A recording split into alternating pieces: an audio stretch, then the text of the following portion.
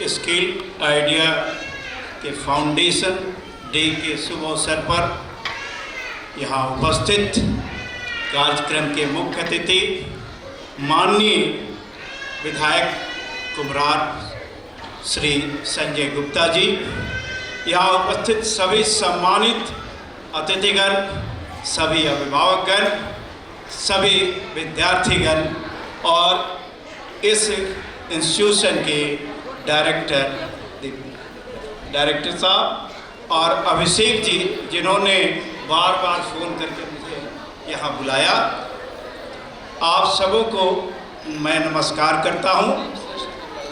मुझे बहुत खुशी हो रही है कि इस तरह के कार्यक्रम में मुझे बुलाया गया है, क्योंकि हम भी शिक्षा के क्षेत्र से ही जुड़े हुए हैं और जब भी इस तरह के कार्यक्रम में बुलाया जाता है तो मुझे बहुत अच्छा लगता है। और हम सब जानते हैं कि हमारा देश कभी विश्व गुरु था। हमारे बिहार प्रांत में ही नालंदा और विक्रमशिला जैसे विश्वविद्यालय थे। जब इस स्तर का कोई विश्वविद्यालय पूरे दुनिया में नहीं था और विदेश से, बाहर से लोग यहाँ अध्ययन करने आते थे और उस समय नालंदा यूनिवर्सिटी में 10,000 विद्यार्थी हुआ करते थे। आप सोच सकते हैं कि आने जाने की कोई सुविधा नहीं थी और तब इतने विद्यार्थी और ज़्यादातर उसमें विदेश से आया करते थे यहाँ अध्ययन करने। तो निश्चित रूप से ये बताता है कि हमारा देश शिक्षा के क्षेत्र में शिखर पर था, अग्रणी था और इसीलिए हम लोग विश्व गुरु भी थे। पुनः प्रयास हो रहा है।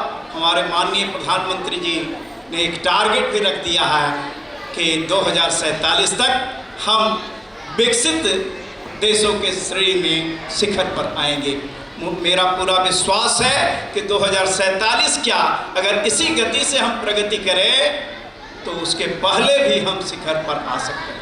पूरी दुनिया हमारे ही यहाँ सब लोग अपने लिए तो सब लोग जीते हैं, लेकिन हमारा देश ही है जो वसुधैव कुटुंबकम की बात करता है, यानी दूसरे के लिए भी सोचता है।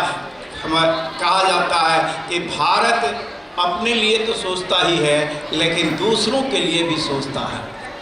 तो मैं कहना चाहूँगा कि शिक्षा ही वो रास्ता हो सकता, विशेषकर बिहार प्रदेश के लिए शिक्षा ही वो माध्यम हो सकता है जिससे इस प्रदेश को विकास के शिखर पर ले जाया जा सकता है। और हमारे विद्यार्थी जो होते हैं, बिहारियों के बारे में लोग कहते हैं कि एक बिहारी 100 पर भारी। हम इसमें कुछ ऐड करना चाहेंगे कि बिहारी कभी ना हारी, बिहारी कभी हारता नहीं है, प्रयास करता है और सफल होकर के ही आता है। हम सब जानते हैं कि हमारे यहाँ खनिज संपदा नहीं है, लेकिन बिहार को लोग प्रतिभा का भंडार मानते हैं, बौद्धिक संपदा का भंडार मानते हैं और बिहारी जहाँ भी जाते हैं अपना परचम लहराते हैं। तो सब कोई सफल होना चाहता है।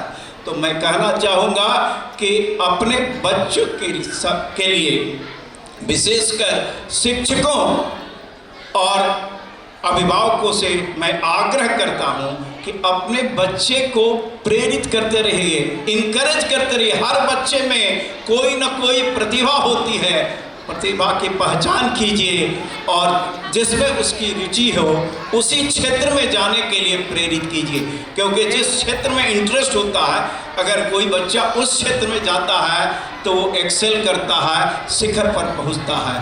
और सफलता के लिए 5 मूल मंत्र है। पहला, कठिन परिश्रम। अपने बच्चे को आप कठिन परिश्रमी बनाइए। शिक्षकों से भी मेरा आग्रह है और अभिभावकों से भी मेरा आग्रह है कि अपने बच्चे को कठिन परिश्रमी बनाइए, क्योंकि बिना कठिन परिश्रम किए हुए सफलता के शिखर पर नहीं जाया जा सकता है। कुछ अपवाद हो सकते हैं लेकिन कठिन परिश्रम करना पड़ता है। आप किसी भी सफल व्यक्ति के बारे में जानेंगे तो पाएंगे कि उन्होंने अपने जीवन के किसी न किसी कालखंड में कठिन परिश्रम किया है और दूसरा है आत्मविश्वास। बच्चे में आत्मविश्वास जगाना चाहिए कि हाँ तुम कर सकते हो। आत्मविश्वास बहुत बड़ी चीज़ होती है। तो आत्मविश्वास और पक्का इरादा वाला बनाइए, क्योंकि आपका बच्चा एक बार हो गया कि ये हमारा एम है, हम यहाँ पहुँचना चाहते हैं, तो पूरे मन से प्रयास करें और उस लक्ष्य को प्राप्त करें। और तीसरा है सही मार्गदर्शन। यही भूमिका हो जाती है एजुकेशनल इंस्टीट्यूशन का, क्योंकि मार्गदर्शन अगर सही मिलेगा तभी सफलता मिल सकती है। हम सब जानते हैं महाभारत युद्ध के बारे में। 2 सेनाएं थी, कौरवों के पास एक से एक योद्धा थे, पांडव लोगों के पास कुछ मुट्ठी भर लोग थे, योद्धा थे, लेकिन संख्या कम थी। लेकिन जीत किनकी हुई? पांडवों की। क्यों हुई? क्योंकि उनके मार्गदर्शक भगवान कृष्ण थे।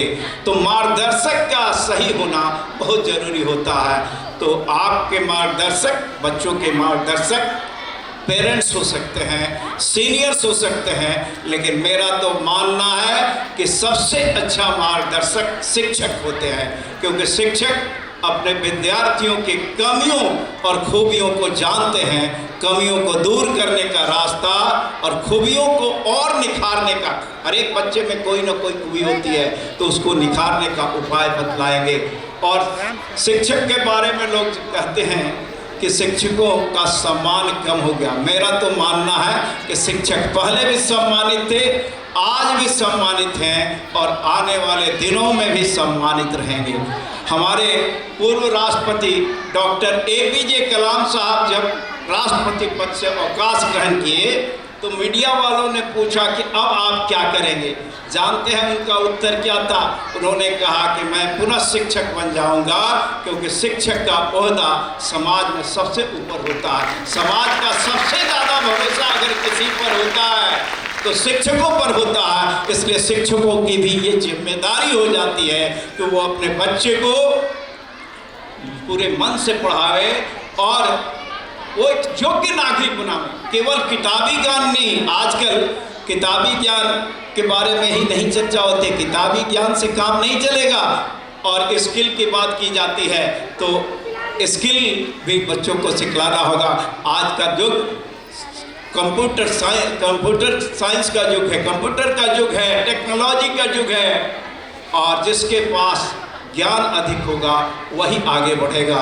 तो मैं अंतिम में एक बात कहना चाहता हूँ कि आप अपने बच्चे को शाबाशी देते रहिए, इनकरेज करते रहिए। देखिए आपका बच्चा निश्चित रूप से अच्छा करेगा। और शिक्षकों की विशेष जिम्मेदारी होती है, इसलिए शिक्षकों को बच्चे में क्या क्वालिटी है उसको आइडेंटिफाई कीजिए, पहचान कीजिए, और उसी क्षेत्र में जाने के लिए आप पेरेंट्स को भी प्रेरित कीजिए और बच्चे को इनकरेज कीजिए। इन्हीं शब्दों के साथ मैं पुनः धन्यवाद देना चाहूँगा इस स्किल आइडिया के डायरेक्टर साहब को, और विशेष रूप से संजय जी